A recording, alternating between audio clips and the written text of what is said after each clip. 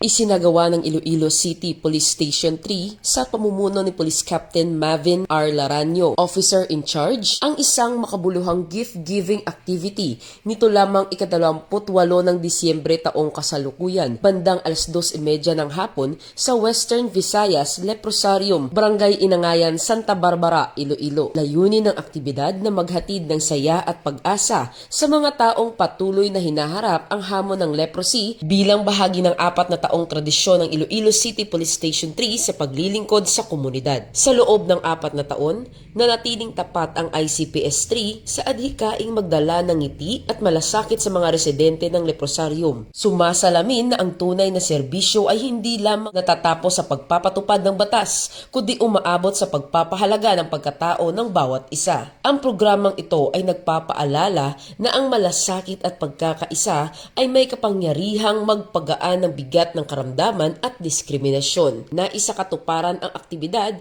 sa tulong ng Iloilo City Police Station 3 Force Multipliers na binubuo ng Barangay Peacekeeping Action Team 3, Rider Emergency Responder, Reunite Discipline Anti-Crime Force, Anti-Crime Force Incorporated, Guardians G1, Mata ng Masa Task Force Intelligence International Haro Chapter, at Higher International Police Commission, katuwang ang mga LGU at ang Iloilo Baptist Church na sama-samang naghandog ng tulong at kagalakan. Ipinaliwanag ng ICPS 3 na ang pagbibigay ng regalo sa leprosarium ay higit pa sa material na tulong. Ito ay pagpapanumbalik ng dignidad, koneksyon at pag-asa na kadalasang inaagaw ng karamdaman at diskriminasyon. Sa kabila ng lugar na madalas na iugnay sa pagdurusa, ang aktibidad ay naging sagisag ng kabutihan, pag-asa at kagalakan, patunay na kahit maliit na regalo ay may kakayahang magbigay ng saysay at saya sa buhay. At sa patuloy na ganitong inisyatiba ng ating kapulisan, ipinapakita ng PNP